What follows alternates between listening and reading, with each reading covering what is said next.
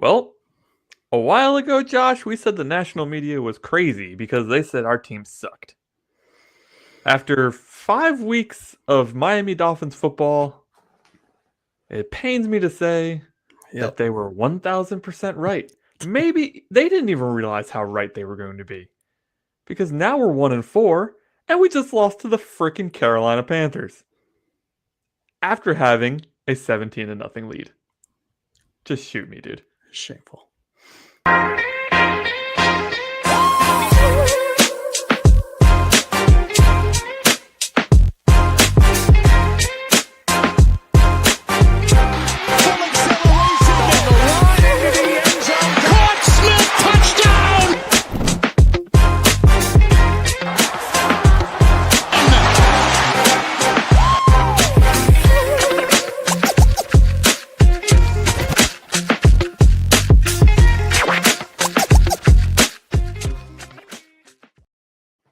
Miami Dolphins fans of all ages and sizes and colors and everything that you can think of. I myself am a yellow Miami Dolphins fan.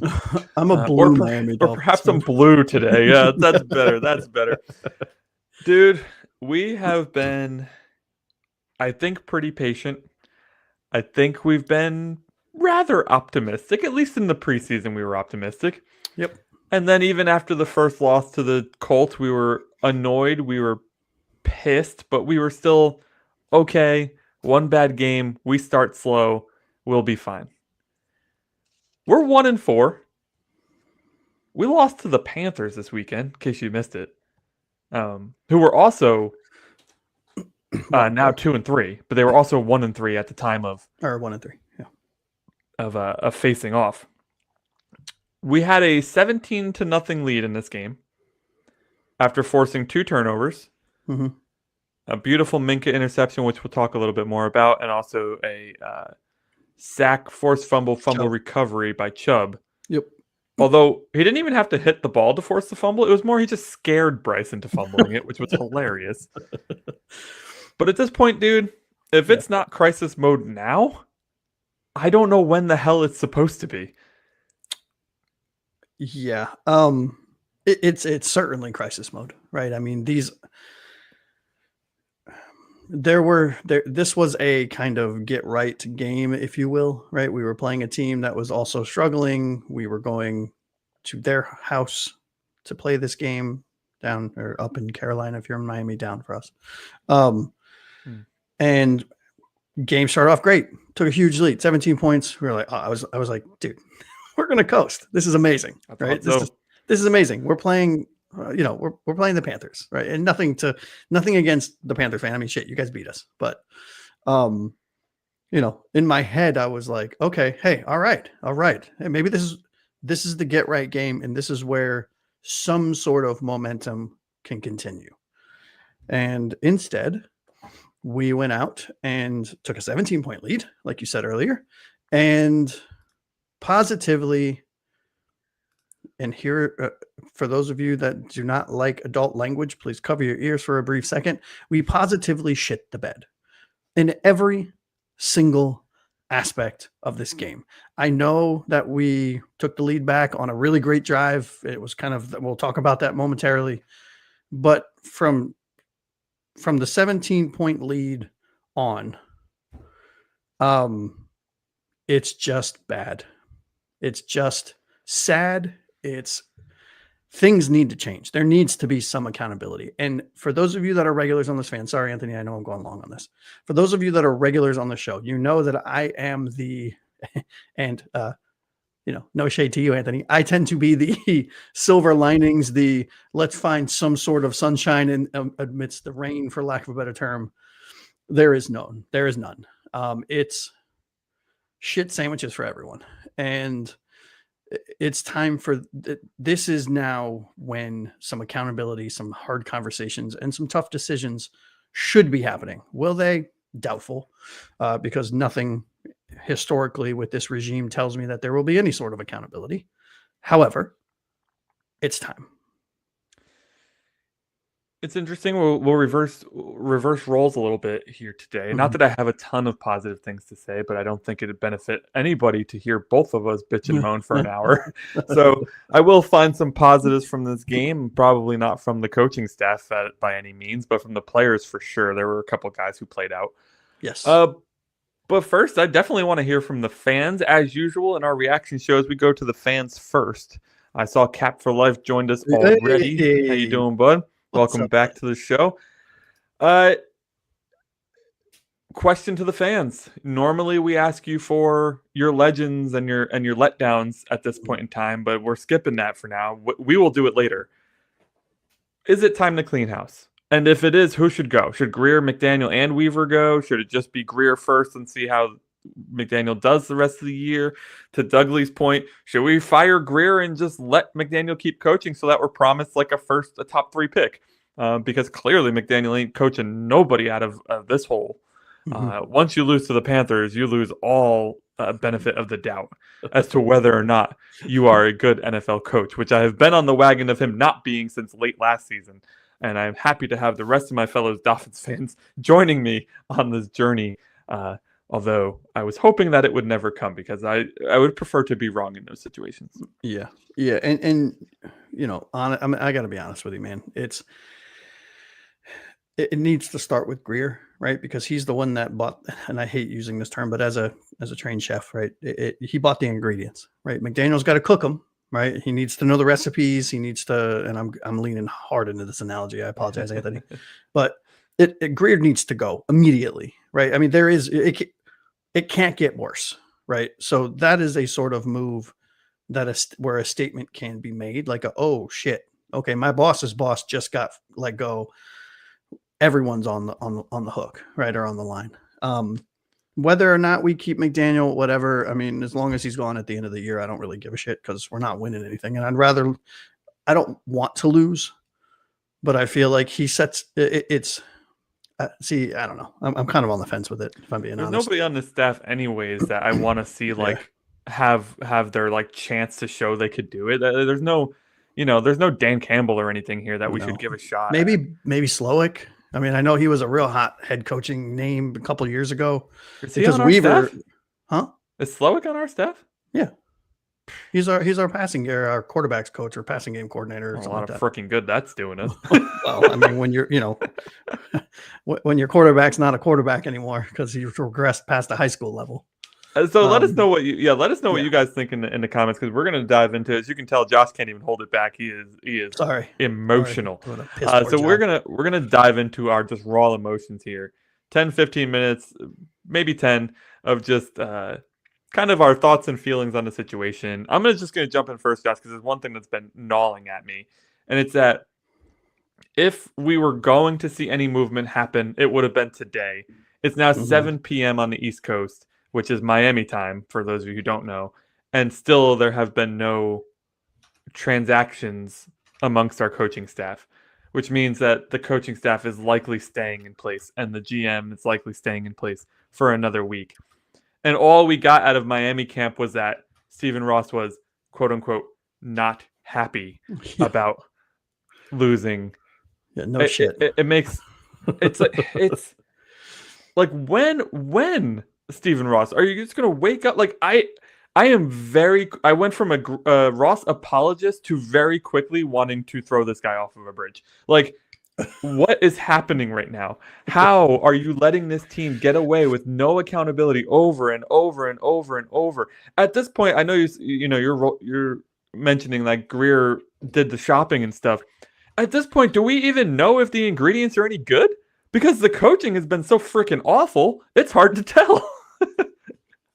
Oh, God. You want to go to the chat before we dive into it? Because I know you're probably going to have a long one here. So let's say hi to everybody before Josh gets into Sorry, guys. into his monologue. Cap for Life, of course, is here. Great question here. No idea, Cap. No idea. Jorge, welcome to the show, buddy. Hey, I have not watched your reaction to this yet, Jorge, but I'm definitely interested to hear from you as to what you think, and your thoughts and feelings on this, on the just the absolute collapse of this franchise at this point. Yeah. Yeah, so I'll kick it over to you now, Josh. That's about the only emotion I really have right now is why hasn't anybody been fired yet?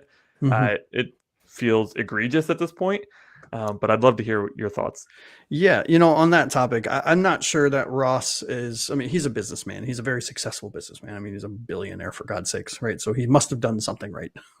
And based on his track record with this team, I don't think any moves will be made until second half of the season, end of the year, right? Because if you look at it from a business standpoint, right, if this is a company, if the Miami Dolphins are a company, which they are to Ross, you don't fire your CFO and your CEO in the middle of a quarter. You wait till the end of the year, kind of thing, right? I mean, that's the vibes I'm getting.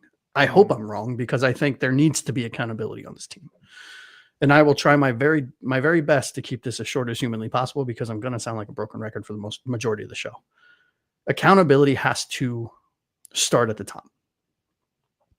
I don't care who it is. I don't care if it's Weaver. I don't care if it's McDaniel. I don't care if it's Bobby Slowick. I don't care if it's Chris Grier and his secretary. I do not care. There has to be someone held accountable so that it sends a message, right? Because the message that we are receiving as fans right now is failure is okay. It's acceptable. Mediocrity is acceptable. And it's not. I'm sorry. We are fans of this team. What does fan stand for? Fanatic. I'm a fanatic. I'm a Miami Dolphins fanatic, and I am the first one to admit it. I will blow smoke up my own ass to try to convince myself that Miami's finally going to do something. and the fact that I'm sitting here, and you know how positive I am about this team, the fact that I am sitting here saying, all right, enough's enough, right? It's just something. Show me that you care, because right now what I see, both in the product on the field, the way the players and the coaches are in media post a loss, after a loss and leading up to another game, which is probably going to be another loss, is that we'll figure it out. It's okay. Like, don't worry about it, guys. You are worried. You'll laugh at this. You are worried about the offensive line more than we are. Right. And it's just one of those things where it's a comedy of errors. And at a certain point, there's nothing really we can do as fans. There really isn't, outside of bitching about it on a podcast and coming and having therapy sessions with our favorite guests on the show, the people that come and hang out with us every show that we have, and we just kind of figure it out together, right? Or we commiserate together. Right, exactly. I mean, it's just one of those things where I just want to see, and look, you know this, I'm sure I'll get roasted in the chat for this. I am a Ross guy. I think he's a good owner, right? He does what you want an owner to do, which is shut the fuck up, stay out of football operations outside of hiring people, and write the checks that I tell you to write. That's what Ross does, and that's what I expect from an owner. What I wish he would do is no longer shut up and actually let his voice be heard, because he's a fan of this team too. It is well documented that Ross is a fan of this team. He can't be happy with this. Are you kidding? Like, the product that we are putting on the field is college football level, maybe. I gotta say, man, I'm on the opposite. I think McDaniel's got to be the first one to go. I have no confidence in his coaching. I have seen time and time again where he came from in San Francisco. They could be on their second, third, fourth quarterback, and they still play a competent style of offense, a competent style of defense. Yeah. Like, we have our starting quarterback, and we can't play competent offense. Yeah. All the dipsy doodles and trickery and motion and all of the theatrics for nothing. The Carolina Panthers, just like the Jets did, they must have studied that tape amazingly well. The only difference between the Panthers game and the Jets game is the Panthers didn't shoot themselves in the foot on a regular basis. Exactly. Like, yeah. They both defensive coordinators came into the game saying, we're not going to fall for your motion. We're just going to stack 9 guys on the line of scrimmage, and let's see if you can run through us. Spoiler alert, we couldn't run through them. Malik Washington had like 6 catches for -1 yard or some shit. Some stupid, crazy stat like that. Devon Achane had no yards. Ollie Gordon had no yards. We had no running game to speak of, which was a key thing that we talked about in the preview when we were previewing this game. The game needed, now that we didn't have Tyreek, the game needed to run through the running game, through the rushing attack. We had 36 freaking passes in this game. Why did we have 36 passes? We don't have a quarterback that should be thrown at 36 times. We don't have a quarterback that should maybe even be allowed on the field at this point. And every time he tries to run, I'm just thinking to myself, who do you think you are? Like, bro, you are slow as shit. Trying to run for a 3rd and 8. You got 4 yards. Congratulations. You did nothing. Like, dude, it is like, you got me all fired up now because all I keep hearing is Grier, and he has plenty of blame to swallow. This team is atrocious from the top down. The talent level is minuscule. We're giving the Jets a run for their money. And you know what? I can at least name 3 people on the Jets I would like to have on my team. I don't know if I can do that with the Dolphins at this point. It's just getting to be, I cannot stand even watching this team anymore. And I have to because we do this podcast now, which I love doing. But man, watching this team on Sundays makes me want to just send as many messages as possible to YouTube to just refund me my Sunday ticket. Just refund it, please. I don't want to do it. I don't want to torture myself. Crazy, man. It's like, absolutely crazy. And then you look at shit like, and Cap said it here, right? Why is it? We're losing. Was it under a minute left or whatever it was at the time? A minute and a half left, 4th and 18. Right. And it's 4th and, what was it? 4th and 18, is that what you said? 4th and 18, yep. And you punt? Yeah. Bro, like, what have you looked at as like you being Mike McDaniel? What have you watched this entire game that led you to believe that you'll get the ball, you'll get 3 stops and get the ball back with 45 seconds left, 42 seconds or whatever it would have been? Yeah. Like, what are you doing, dude? Yeah, and like I understand Cap's point. I'm not going to put it up because it's like a paragraph, and I don't want to cover our faces here. But the Cap has a point in the chat about him not trusting Tua in the 4th, but I totally get. But like Tua just like we were down 20-17, and Tua threw the dot to Waddle to get a really nice pass to get the touchdown. Like so, I mean, the defense is more to blame than he is. He had a pretty good game, all things considered. Like he threw for 256 and 3 touchdowns, which is like probably half of his production on the entire season in one game. And the defense couldn't stop anything. Rico Dowdle ran for 200 yards, man. We'll talk about that later. 9 yards a clip. Yeah. Meanwhile, Achane is averaging 1.6. That's great. And Achane couldn't do shit. Yeah. All right. Key takeaways. Let's get into the key takeaways here. I'm going to mark down the time so I remember. Takeaway number 1 here, bud. We talked a little bit about it. Let's dive into it now, though. The front office has failed the trenches in this secondary. We were duped into thinking that this front 7 was actually good coming into this season. Yeah. We were duped into thinking that the offensive line was rebuilt and it was going to sustain a much better pocket for Tua. Not that it would matter because Tua doesn't know how to climb the pocket, but I digress. We were duped into thinking that we had enough depth that if we lost guys, it would be okay because we signed Willie Gay Jr. and we signed KJ Britt to be backup linebackers and we drafted 3 defensive tackles and we re-signed Benito Jones and we signed Artie Burns and re-signed Kader Kohu and then we signed a bunch of other guys who are just guys, right? Who are just guys. And then when your just guys get hurt, you have more just guys to go in for them. Yeah. Like, look at the list of people we lost, and it cracks me up when the announcers are like, well, they're down 3 starting cornerbacks. Bro, our 3 starting cornerbacks are barely nickel corners on a good team. Like, we lost Kader Kohu, Artie Burns, and Storm Duck. I mean, let's be honest, right? We didn't lose anything. Let's be real. Kader Kohu's the best of that bunch, and he's not even very good. Last year, we wanted him cut because he was so bad. Like, we have been promised the sky yet again. And yet again, a lot of us fell for it because we want to hope, we want to dream, we want to see a successful Dolphins team because we haven't seen one since the 90s, essentially. And we were much younger then, prepubescent even, the last time the Dolphins were good. So takeaway number 1 is talking about Chris Grier. Really, he has really damaged this team, dude. He's been with the club for 25 years. He's been the GM since 2016. It's going on 9 years now. We have nothing to show for it, yet he's still in that position.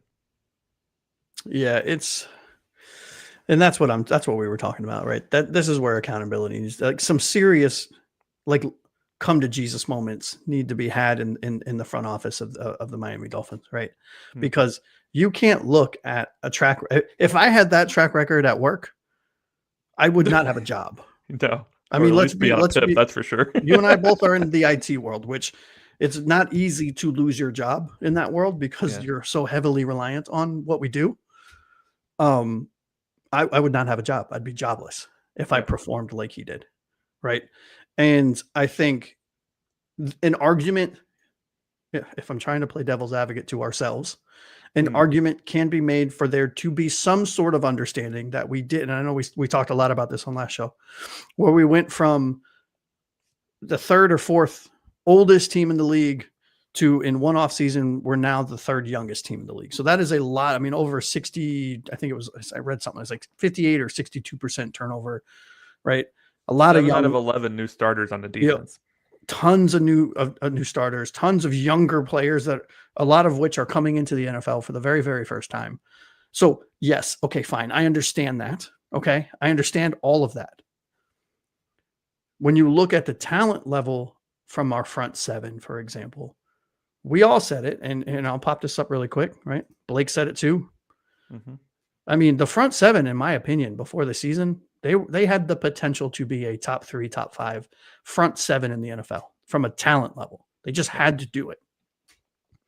None of them are doing it except for Bradley Chubb, who's every game either gets a sack or a fumble, and he's producing really well. And our secondary is hot garbage. I mean, like steaming hot garbage, right? I mean, Rasul Douglas had a big game last week, right? But is just, other than that, it's a comedy of errors. Poor Minkah, man.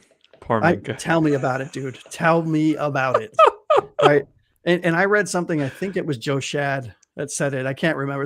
And I apologize for, if a big media member is watching us, and I can't remember who said it. It was somebody, one of the big ones, who said the team hasn't, from Minkah's standpoint, the team hasn't changed since he left, and he came back to the exact same shit show that he left. Yeah.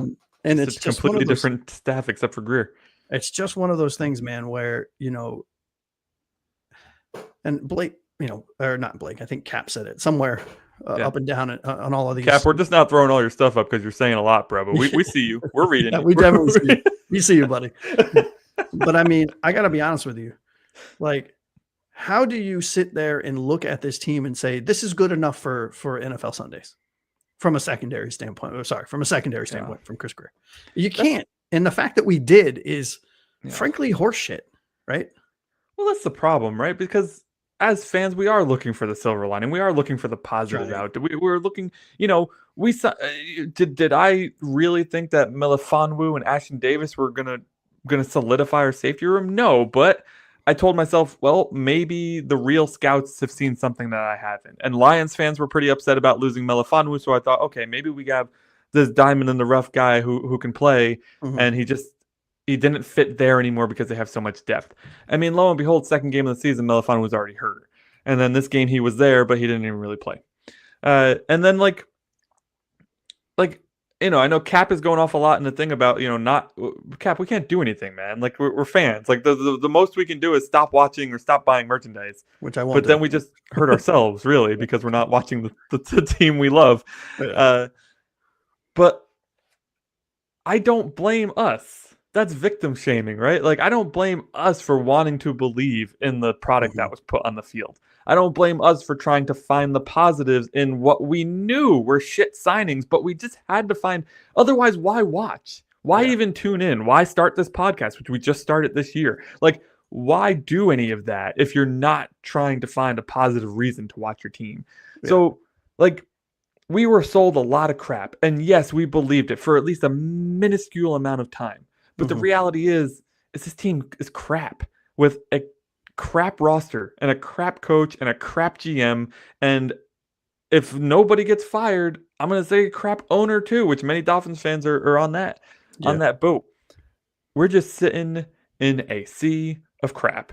And if the reactions from our fans here, Blake and Jorge and especially Cap, are any indication of how the rest of the fan base feels, They're on the same page as us. It's not a good look, buddy. It's definitely not a good On look. the same Now, page. I will say this, right? In an effort to try to find and to justify or to back up what you just said, I guess. There are some foundational pieces on this team, right? If let's say we blow it up tomorrow, which we should. Let's say we blow it up tomorrow and we have the ability, cap space be damned. We're just going to cut a bunch of shitload of people. We're going to fire everyone and we'll figure it out. There are foundational pieces on this team, which is a breath of fresh air amidst the cow shit, if you will, right? Because Achane, I think, is our single best player on this team. Yeah. Waddle proved to me, at least, and I know I feel I'm a little more positive, high on Waddle than you are. Waddle showed me in this game, in his first game without Tyreek Hill, that he has the ability to be a number one. He needs to work on things on the field. Right. Exactly. I mean, there's some things that, but there's a couple like Chubb, I think, is having a hell of a year. The only guy I even like on defense anymore is Minkah. That's bad. Yeah. I mean, I think Sealer still, I'm not gonna cut him, right? Because I think 5 good seasons and 1 off season with a bunch of rookies around him and shit going sideways, and the defense is always on the field because offense. We're gonna get the players in on the blame too here in a bit. But sorry. So But last thing I want to say on the front office, right, is we questioned ourselves again on whether or not certain draft picks, certain signings, certain things were good or bad, because what do we know? We're not in the league, right? When Calais Campbell left, we were all clamoring, pay him whatever he wants. Yeah. We gave him whatever we felt we wanted to give him. Which was a fair offer. It was a fair offer, all things considered. Who cares? Give him an extra $3 million. Yeah. Sealer had his best year alongside him. Yep. Sometimes the extra $2 to $3 million is worth having the 2 guys perform well. 100%. And then in the draft, Tyler Warren sure as shit looks like he's playing pretty well. Jahdae Barron looks like he's playing pretty well. The corner out of Michigan looks like he's playing pretty well. Malachi Starks, the safety, is playing. Malachi Starks out. Nick Emenwari, another guy that we mocked a lot to us. Yep. Now, it's nothing against Kenneth Grant. We even mocked Grant to us a few times because we liked the kid. Yeah, I'm still excited about him. Right, I'm not going to shit on a player. He was not the 13th best player in this draft. Well, it's not. I mean, it's already evident that he wasn't even close to the 13th. I will say this: I saw, and I don't believe in PFF grades all that much, right? I think their math kind of is questionable in a lot of aspects. But Savia Naya and Grant are dead last in their respective positions. No, not just out of rookies. I saw dead last. And Savia had the worst ever score ever given to anybody. 0.0. Yeah, last game. Yeah, crazy. All right, let's move on to takeaway number 2. The coaching collapse is real, bro. We just talked a lot about the front office. Yep. It's a mess. The team is bereft of talent. So coaches get a pass, right? No, I don't think so. Don't. Hell no. McDaniel's started off as this creative boy genius who was bringing a new style of offense to the NFL, but then just never adapted. Yeah. It's year number 4. We're still running the same tired ass rotational plays that we did in year 1. And guess what? NFL defenses catch up to you hella fast. Yep. So our offense is stagnant. In fact, it's potentially one of the worst in football. Actually, I think statistically it is one of the worst in football. Statistically, we are dead last. Yep. No adjustments, no discipline, no swagger anymore. We used to have swagger at least. Yep. Now we don't even have that. We have seen regression across the board on this team. What once was looking like a promising coach that was getting the most out of Tua, and we were finally pumped. Those of us who were Tua fans were finally pumped to see Tua play to his potential. Are now sitting here 4 years later or 3.5 years later, whatever it's been, cringing at the idea of watching another Dolphins 3 and out, another screen pass, another freaking press conference with a coach who doesn't know how to speak English. Yep. I can't even put in words how annoyed I am but I liked Adam Gase better than this guy at this point. Like, I can't stand him. I see him and I want to punch. Yeah. Like, I mean, Blake says it here, cringing, right? I mean, that's exactly what this season is. It's cringing, right? And look at this, right? I mean, we get all excited for nothing, right? This team, a team with talent, bad management, starting from the top all the way down to the bottom. And look, we all know, right? We all have jobs, right? Shit rolls downhill, right? And it's contagious.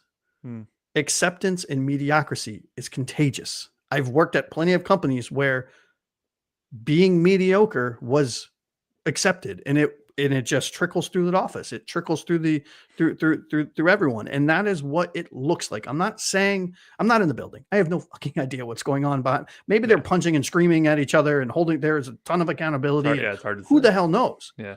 But when you look at the product on the field, we look like a team that is accepting mediocrity, right?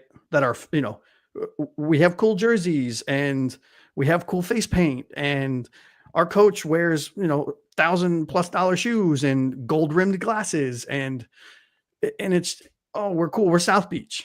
And the fact of the matter is we look like dog shit. And at some point, all of the fun needs to be sucked out of the room.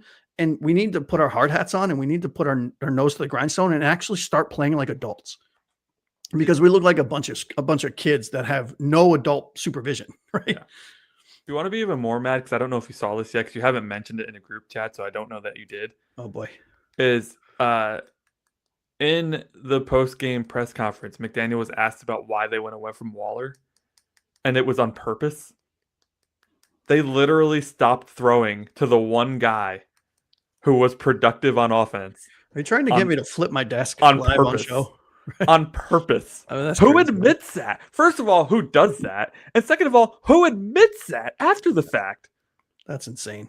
That's insanity, man. Like, I mean, I don't even remember the purpose, because I think I blacked out from rage after I heard it. Yeah, and going back to your comments and a very good point about McDaniel's tired offense, and he came in touted as this run game genius who designs all of these really like smart cerebral type game plans and schemes and plays.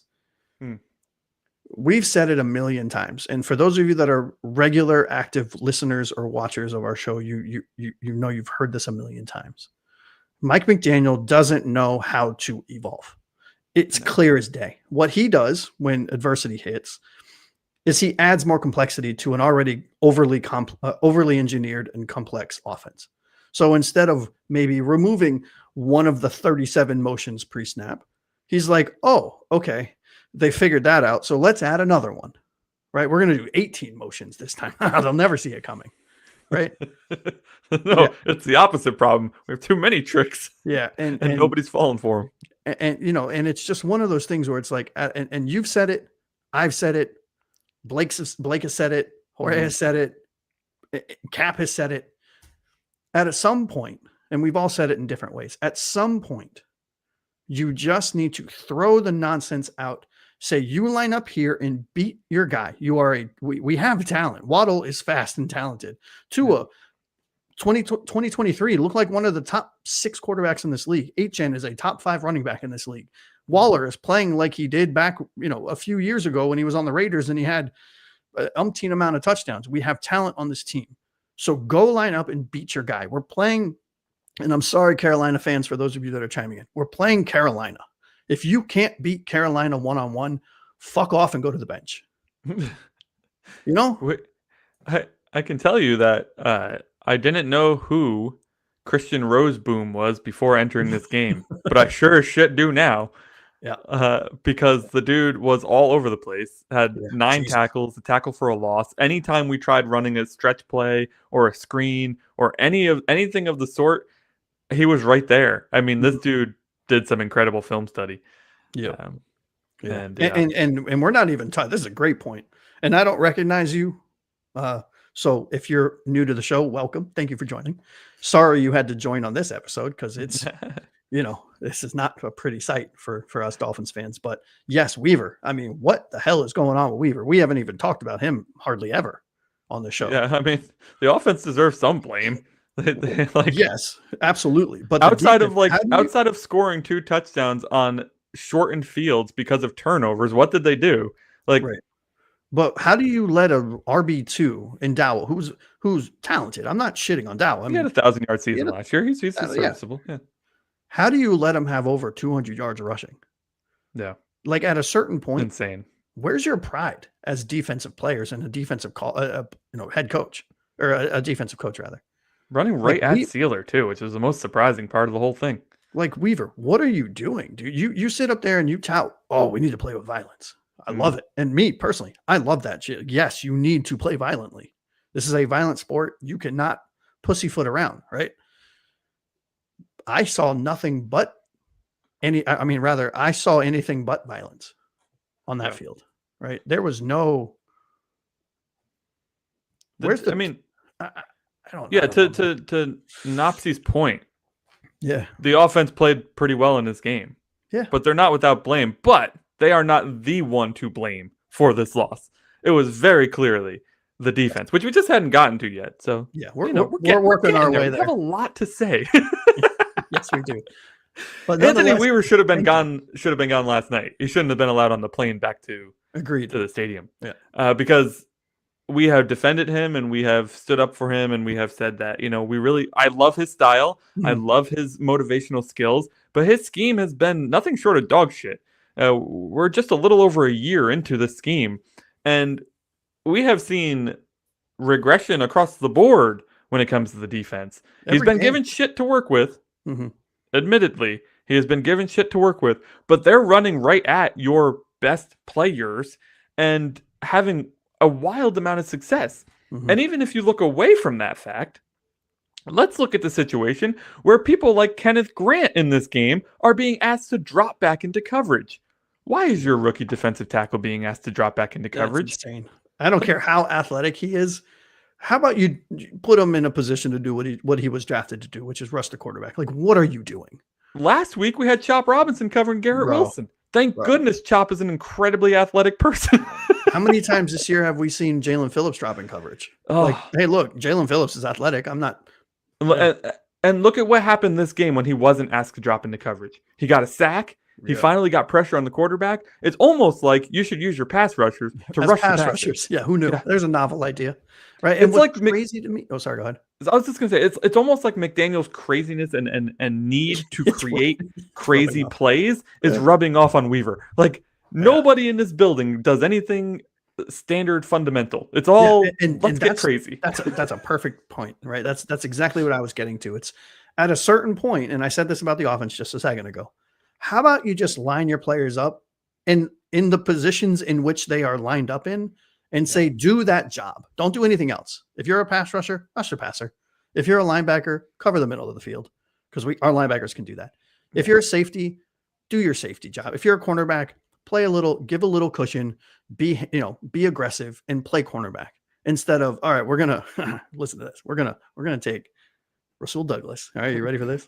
He's going to be out on the boundary cornerback, but he's going to be a pass rusher. And Jalen Phillips is going to come from the other side of the field and cross the field behind the linebackers to cover the outside cornerback. I got you guys. This is going to be great. Yeah. I mean, we shouldn't have been in that situation. Jack Jones, of course, with another penalty. And it was ticky-tack. In that moment in the game, I don't think they should have thrown it. But I mean, we shouldn't have been in that situation because we should have went for it on 4th and 18. So agreed. Oh, yeah, this one, too. Engel drops a 20-yard go route. Yeah, hit him right in the hands, too. Right in the hands. But still, he's a fullback. Why is he doing that and not Achane? That's a good one. Like if you knew you were going to do that, put Achane and Ollie Gordon in there. Yeah. Put Achane as the fullback. Or now put Julian Hill back there. We were talking last week about how they had Julian Hill lined up like... I'm telling you, man, between Blake, those that are in the chat, you and me, fire all of them, Ross. Hire all of us. We got you. Don't worry, buddy. We may not do any better, but we can't do any worse. I mean, I think we might do better if we're being completely honest with you. Potentially, yeah. I'm gonna have to study up on stuff. Not too much. Not too much. Right. Let's Don't overthink it. You see Let's what move to takeaway number 3 here. We're getting into our players now. The players are not without accountability in this one. That is for sure. Yes, Tua had a fantastic game. He threw his best game of the year, right? But the problem with Tua has never been, can he put up the numbers? Mm-hmm. The problem with Tua has always been, can he win in a tight situation? And the answer to that has been a resounding no. For, I don't know how long he's been with the team now. Let's say 5 years. 6 years. 6 years now. When the chips are on the table, he cannot get it done. And we saw it again. That sack was bad, sure, but you shouldn't be in a position to take that sack. Mm-hmm. You're one of the fastest releases in the NFL. Why are you holding the ball in a situation where you shouldn't be holding the ball? Mm-hmm. Why are you throwing the ball behind the line of scrimmage to your check down when you only looked at one of your freaking wide receivers? I understand that. And to Kurt Warner's point, and I'm not pretending I know more about football than Kurt Warner, because that would be a really stupid thing of me to say. I understand that the quarterbacks look one direction and they can see multiple receivers by looking in one direction. We may not completely understand that they are looking off a defender. What I do understand is that in the fourth quarter, with the game on the line and the ball into his hands, we are losing. Yeah. And that's all I need to know. Yep. I mean, I don't think I could say it much better than that. I mean, I think to your point, Tua had a very good game in comparison to all of his other games this year, which have been not good, right? Yeah, I mean, 3 touchdowns was... No. But I'm talking about the little things. He 3 touchdowns, great. He threw for 256, 3 touchdowns. He got sacked 3 times, which was... Good, there goes my bold prediction from last week. Yeah, right. So good yardage, okay. Couple good touchdowns, that's great. But what was frustrating, again, of the many things, was that, yes, I understand you can look to the left or the right side of the field and you have eyes and you have a peripheral vision. You have peripheral vision. So you can, to your point, you can see multiple, sure. But when you're seemingly staring down your first read, when your second and third read are wide open, and you still try to fit it in between 2 cornerbacks and a safety for an incomplete pass, and then you drop back the next play, and this happened a few times in this game, and the player that you target in the next pass is wide open coming across the middle, but it's 5 feet above his head. Oh, yeah, that pass. I forgot about it for a second. God, you right are yes. Welcome to the show, by the way. Yes. Thank you for joining us. But this is yes. Fantastic point. That is amazing.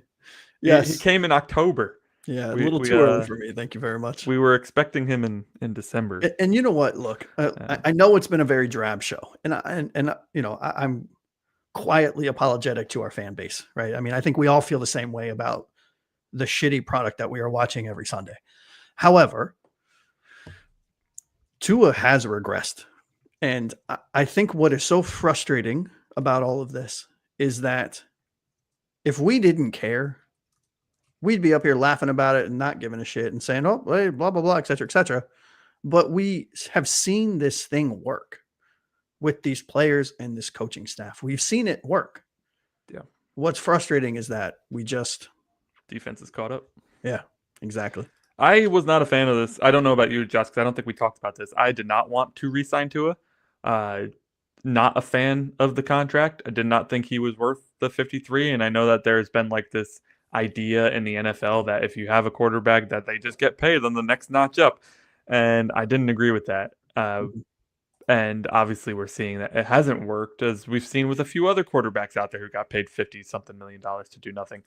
Yeah, unfortunately, that's whether or not that's just what it is. Right? We didn't have the cojones to pull the trigger. I mean, that's essentially what it is. Chris Grier did not have the cojones to not make the change. Yeah, because you know what that is.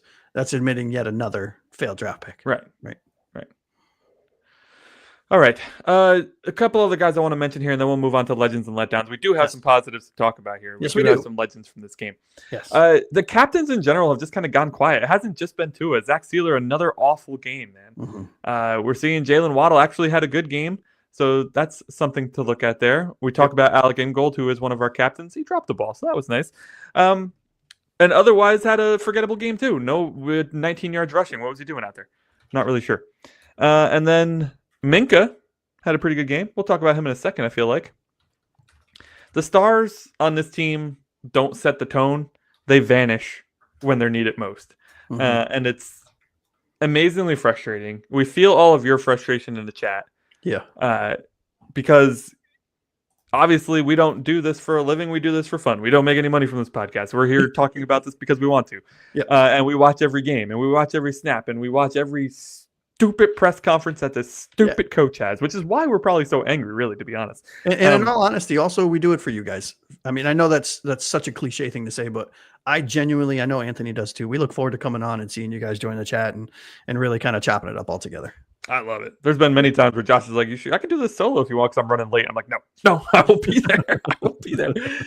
Yeah. I mean, I don't know if he's been exposed. I do think he has some talent as a quarterback, but he's not it anymore. That's all that matters. I think Tua is a perfect example of a player that's going to go somewhere else, maybe have to sit for a year, and then he's going to hopefully, I could see a scenario in which he flourishes at his next team. You know what I mean? Yeah. All right, let's get into legends and letdowns. Ladies and gentlemen, if you have a legend or you have a letdown, please put it in the chat. I keep pointing below, but the chat is actually to my this way. So put it in the water cooler if you want. And we'll talk about the players or the coaches or the water boy who performed well in this game. And then we'll talk about our letdowns, of which there are plenty. But we'll try to keep it close and concise because we have talked about everybody that we're about to talk about already. So we're going to move through this a little quicker than usual. Let's start with some brights. No, let's start with the letdowns. Then we'll end on the bright spots. I like it. Let's end on a positive, although we do have another segment, a surprise segment coming up where we try to fix this team. Jesus Christ, why are we doing this? Boy. Yeah. Let's go. First letdown of the day goes to you, Josh. Who you got? Yeah, I mean, I know he had a very good game in some aspects, but it has to be Tua for me, right? As I have 3 letdowns, and Tua was the first one I jotted down, because you can see he's hesitant. You can see that he's regressed from an accuracy standpoint, and just and it's hard to say this last thing because I'm not in the meeting rooms. I have no earthly idea what these conversations that are going on behind the scenes, but from what I am seeing, it's just uninspired leadership, right? Because you are a quarterback of the Miami Dolphins, a historical, storied franchise, and I know, take that for what it is.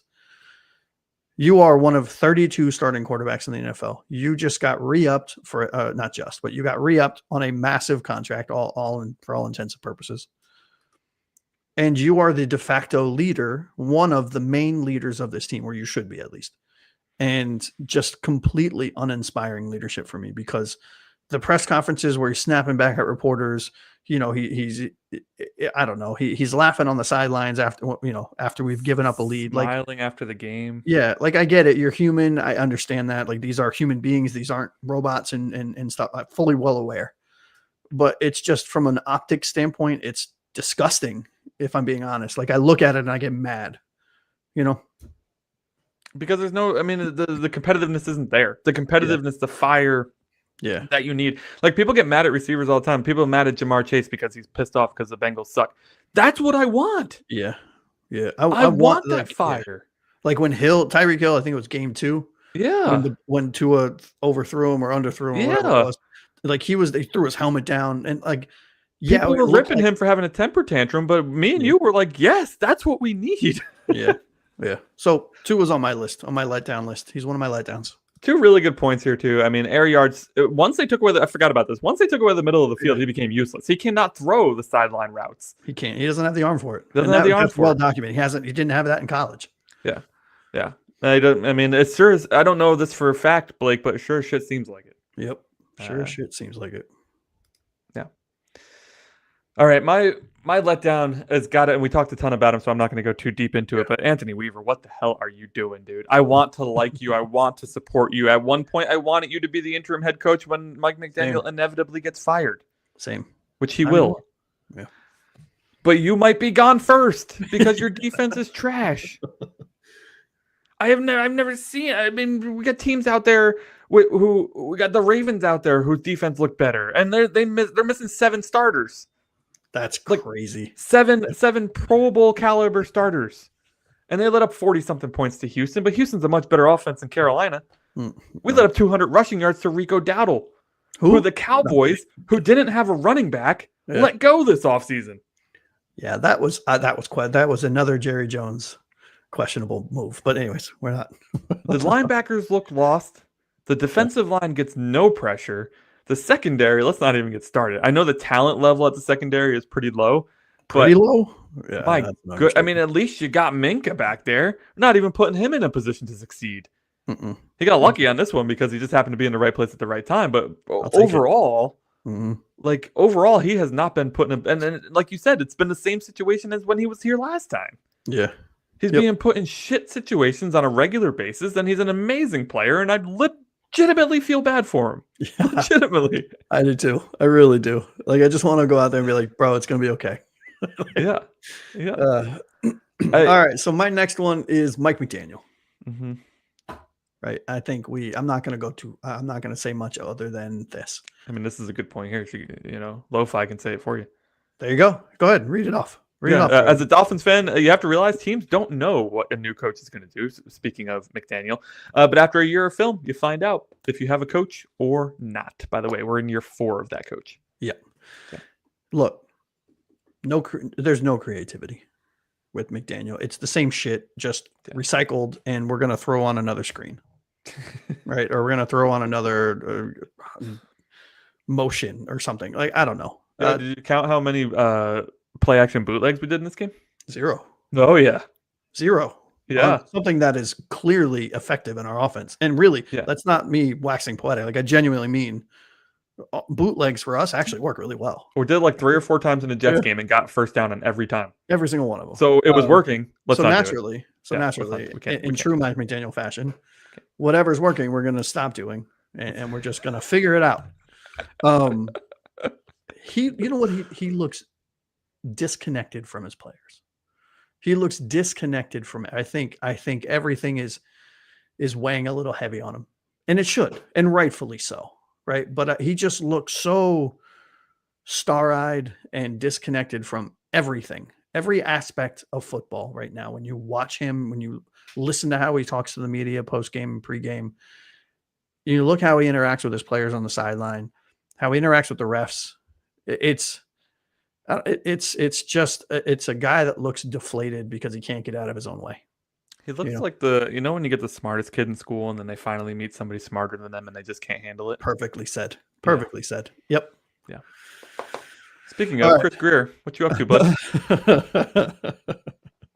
Speaking of, roster's absolute shit. Yeah. Thanks. Offensive line has been shit since you started in 2016.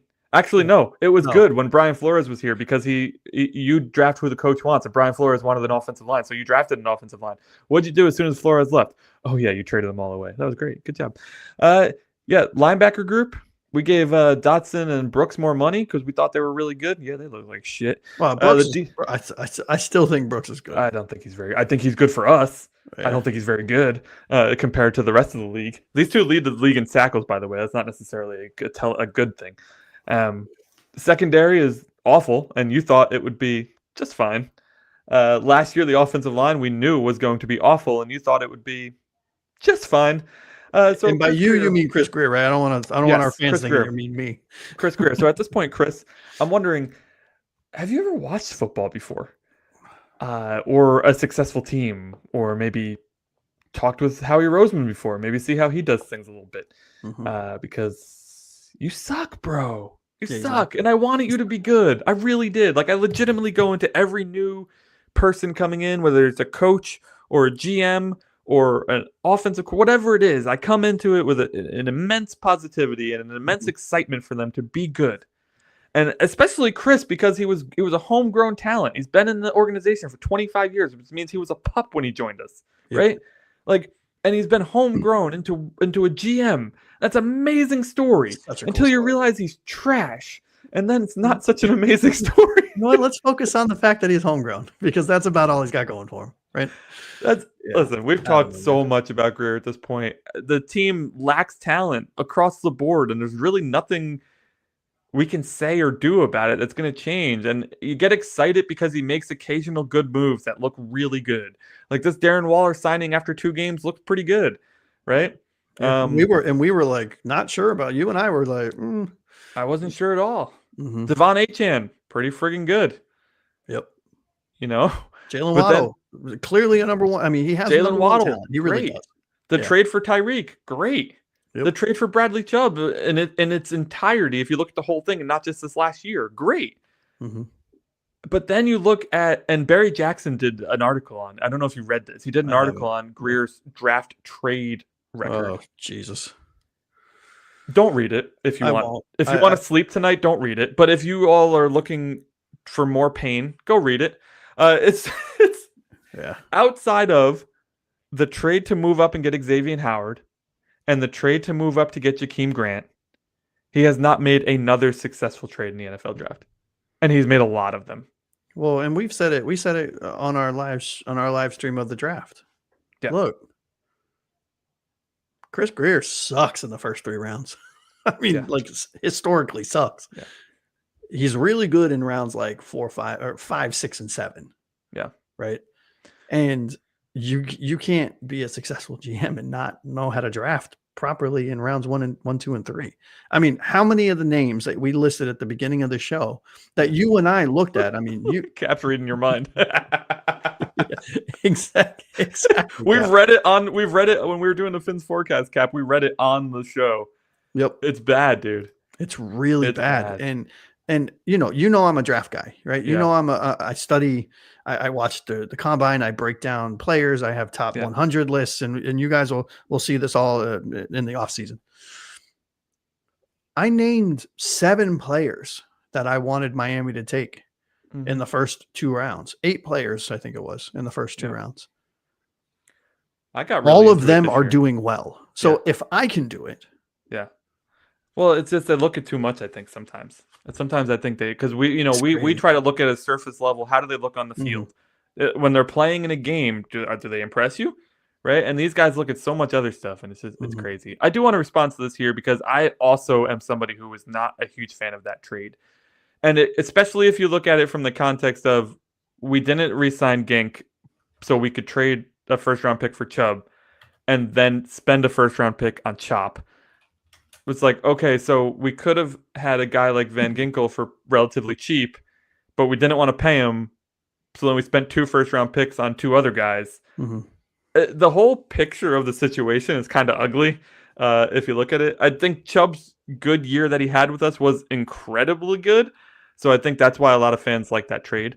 But just to give you some context there as to, I think that the trade was okay for us overall, at least in context compared to Grier's other trades, which were awful.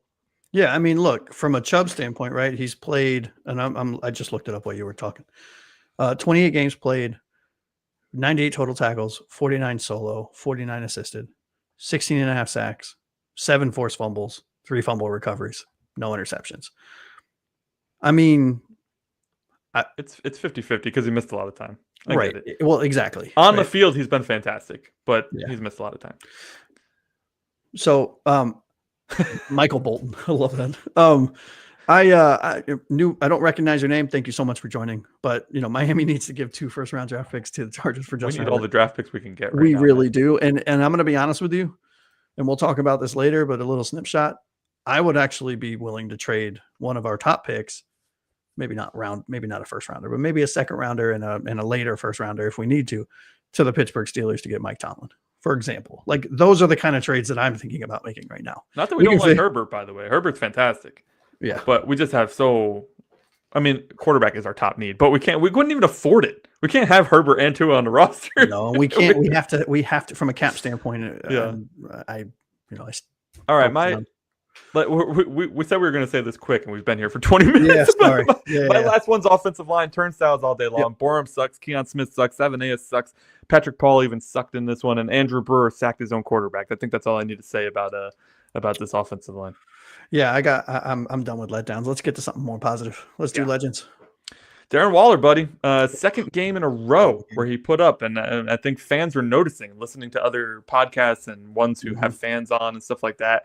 Darren Waller with 3 catches for 2 touchdowns in his first appearance. In this one, he absolutely went off when we decided to throw it to him. 5 for 78 and a touchdown. He looked like the only difference maker out there. I mean, I know Jalen Waddle had a very good game, but that was expected. And when I'm talking about like a difference maker who just came not out of nowhere, but a happy surprise, Darren Waller looks like he's in his form that he was in when he played for the Raiders. And I got to say, like, if there's any positives to take out of this team, having him for the year should be nice. Yeah. Yep. Agree 100%. Speaking of Jalen Waddle, 9 targets, 6 receptions, 110 yards receiving, touchdown. That is exactly what you hoped for out of Waddle stepping into the wide receiver 1 role. And I thought he could do it. I think Waddle has number 1 potential. He still needs to work on a few things. But he showed in this game where there were a lot of ups and a lot of downs that he can, in fact, be our wide receiver 1. Yeah. I mean, this is certainly a concern, Lo-Fi. Thanks for bringing that up. Injury concerns aplenty for Waller, but that's Grier's MO, which you pointed out prior. Yeah. Also true. Also true. My second one's Minkah, man. I think that, overall, I don't know if he had an amazing game, but that interception was one of the more impressive interceptions I've seen. He went for the ball not even knowing if it was going to get past the receiver. It was a pretty incredible interception, and it really helped put us up 17-0 at the beginning of the game. I also feel bad for Minkah, so I want to give him a little bit of a shout out because he's now ended up on 2 horrific Miami Dolphins teams. So shout out to you, Minkah. I hope you decide to stick around through this next, to at least make it to the next regime. Yeah. But yeah, I doubt it, but I would love to see him on this team, man. I really would. And my last legend is Bradley Chubb. We just got done talking about him. I'm not going to spend too much time on him, but I mean, we're talking about an aging vet, right? Who his position requires explosiveness, and he's coming off of 2 major injuries, one that kept him out all last year. Yeah. And what has he done since coming back? He's been really one of the very few bright spots, producing in every single game. He produced again in this game. I think he had a forced fumble and a sack and a fumble recovery, if I'm not mistaken. And hell of a player, man. He's having a hell of a year amidst all of the nonsense. He scared the ball out of Bryce Young's hands. It was an interesting play. That was all right. That's it for Legends and Letdowns. You all have been fantastic, very active. Let's go through and see anything I missed here. I don't want to see that. Nobody wants to see that, bud. We respect you, but that's factor. The entertainment factor might be net. If we had a different coach, maybe. Yeah. But we saw McDaniel with other guys last year. He couldn't do anything with them. This year, Michael Bolton, we would love to do that, dude. It's just not possible with his contract, unfortunately. No, it's not. We have not till 2 years.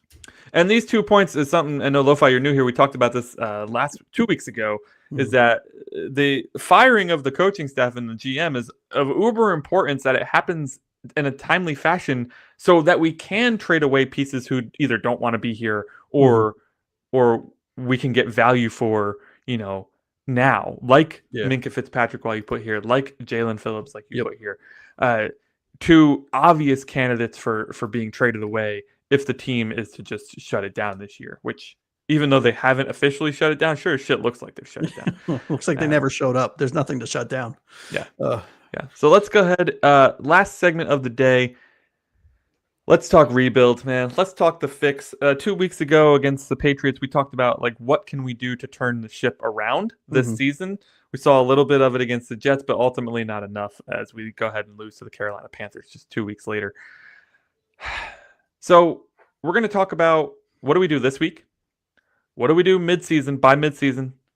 What do we do long term, right? We've talked a lot about the long term in this show, so we'll kind of wrap that up with a bow to end the show. Yeah, I'm seeing your notes from this week. This is stuff we've talked about a lot, so I will give you the floor on, how do we fix the team this week with the Los Angeles Chargers coming to town, who have really kind of looked mid at this point. Yeah, well, that's not surprising because they are mid. I like Harbaugh. Sorry, Chargers fan. I gotta throw shade where and when I can. I mean, who am I to talk? We're 1-4. Trade for their coach. There you go. Honestly, this week, I think it's get back to, I know this is so tacky and so stereotypical of I things. hate you already now. You haven't even said I it. know. I'm so sorry. Get back to fundamentals, right? Stop with the nonsense. Enough of the cute stuff. Stop running the over-engineered offense because clearly it's not working.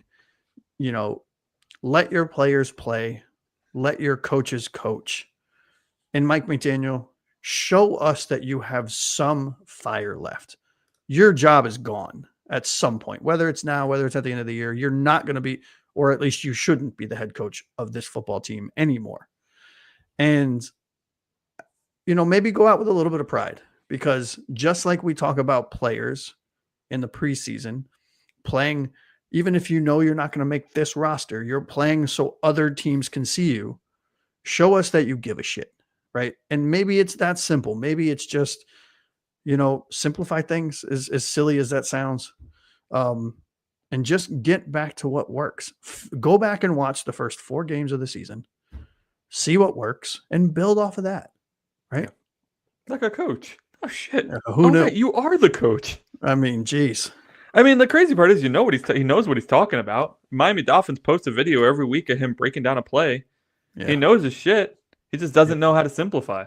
He doesn't know how to make things easier to digest for his team. Yeah, because he thinks the other team will be able to outperform his players. He has no trust in his players. and I was obviously focusing on the offense here, but that goes for the defense as well, right? Yeah. You have to.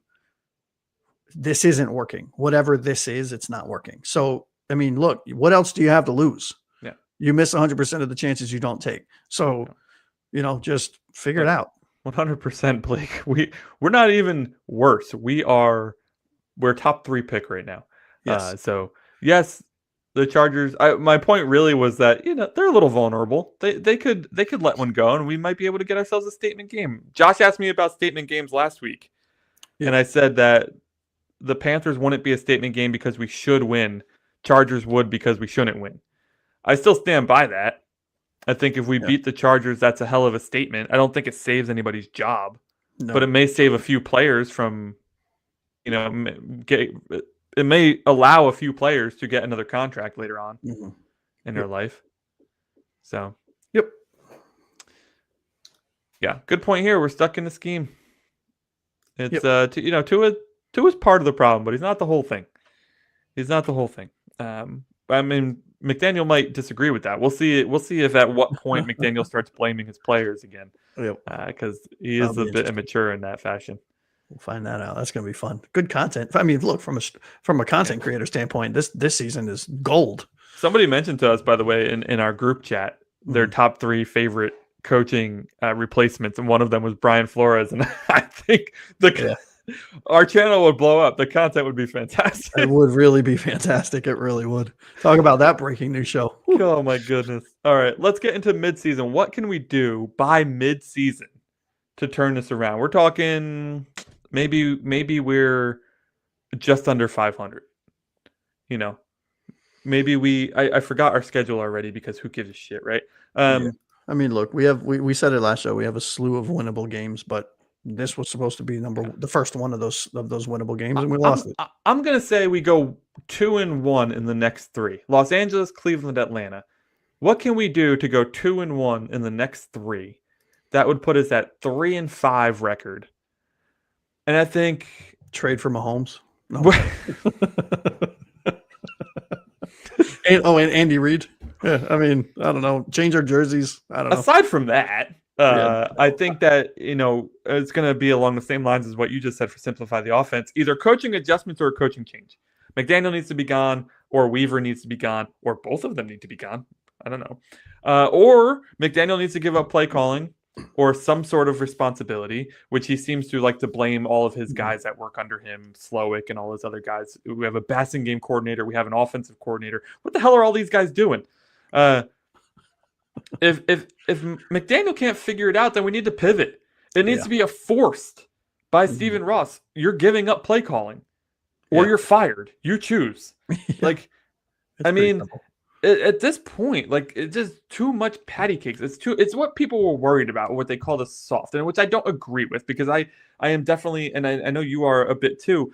I am supportive of the fact that you don't need to be a coach that yells at your players and treats them like shit. 100%. Yeah. But you still need to hold them accountable, and we've completely lost the plot on that. Yeah. The players and players who have left the team since McDaniel's been here and gone to other teams, they talk of our locker room like it's a gymnasium. Everybody's just goofing off. Nobody's working hard. I mean, there needs to be a maturation of the team for anything to change, especially to go 2-1 in these next 3 games. And that starts with the head coach. And that starts with some changes. And we need to see whether he does it himself, which I don't believe he will, or if he's forced to do it. Or Chris Grier, you force it. You're his boss. Like, something needs to change. Yeah. Yeah. I don't know. Yeah. I mean, other than something needs to change, I don't really know how we get back into the flow of things. Right. It's one of those things where,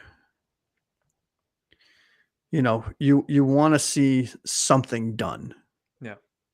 Just none of it's an easy decision. Something different. Just do something. Show us that you care. Yeah. Because that will help drive change. You know what I mean? And I'm not sure we go 2-1 in the next 3. For as easy, quote unquote, as these games are, I don't know if we go 2-1. You didn't ask me if I thought we did. No, fair. You're saying if we go, right?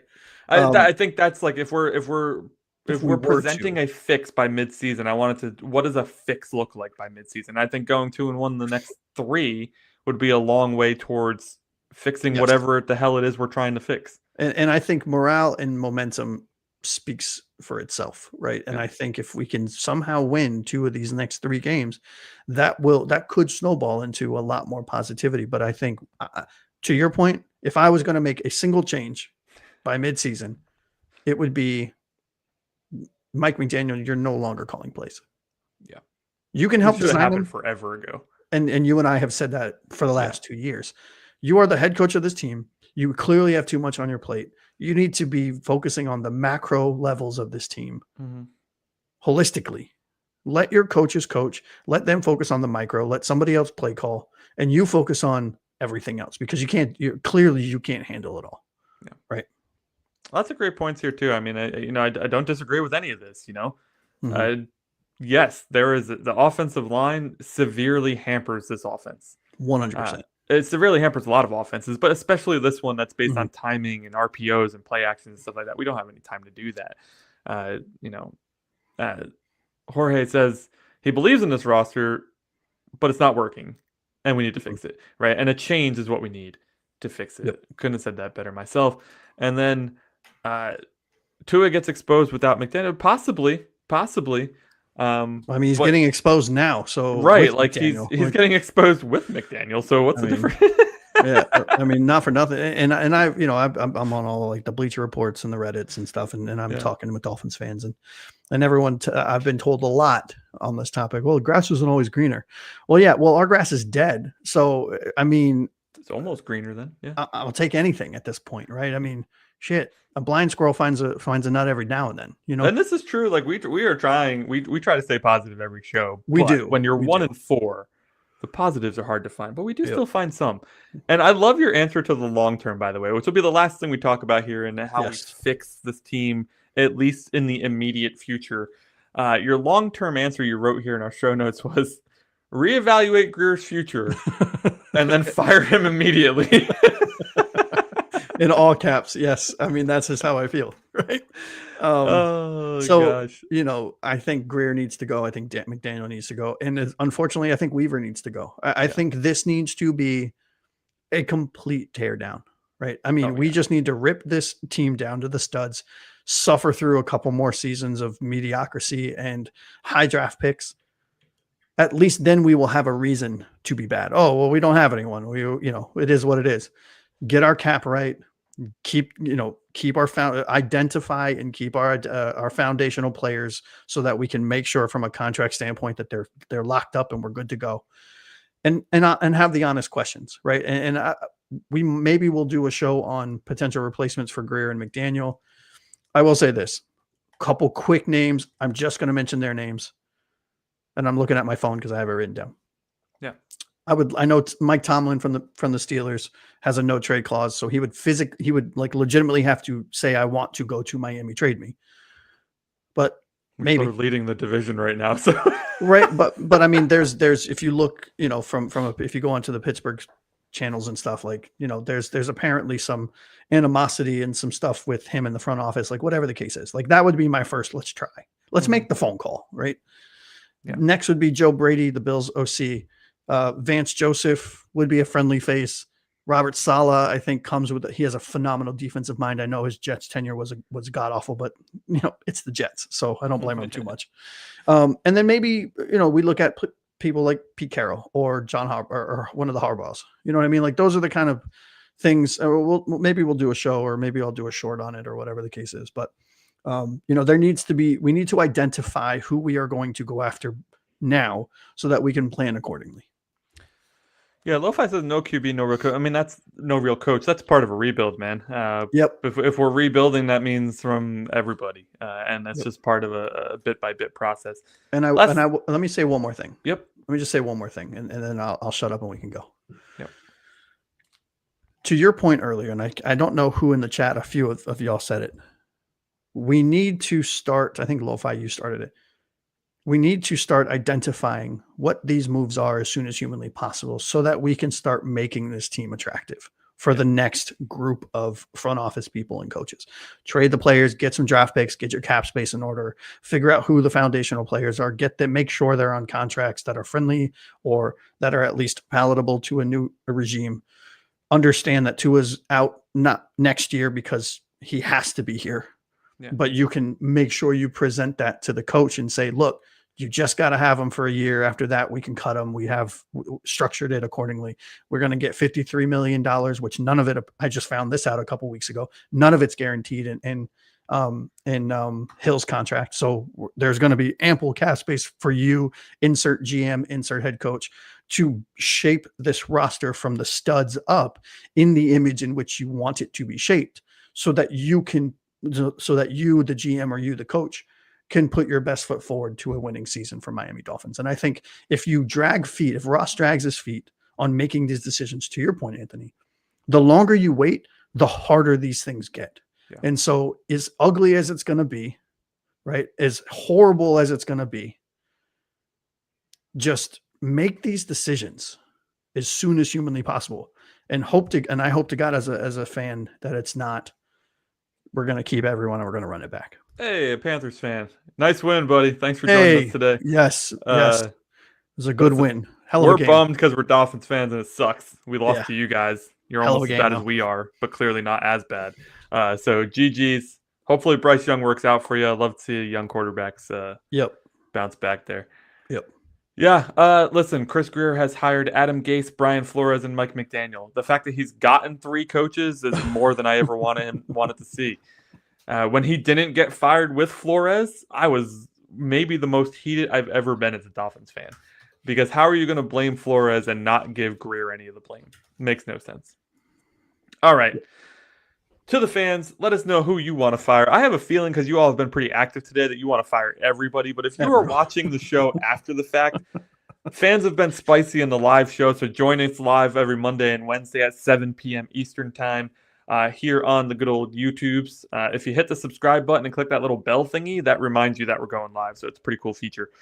But yeah, let us know in the comments, if you could only fire one person to fix this team, who would it be? Grier, McDaniel, Weaver, some coach I'm not thinking of right now. And Ross is not on the table, unfortunately. Sorry, guys. Yeah. Let us know in the comments and rank them. If you want to rank them, do that too. Yeah, that would be absolutely. That would be fantastic. So we are way over today. There was obviously a lot to say. When you lose in the fashion that we lost in, there's a lot of emotions running high. So thank you all so much for sticking with us. You all been here the whole time. It's fantastic. I'm going to shout out Dave Hager first because he's a Panthers fan that came in here There he goes.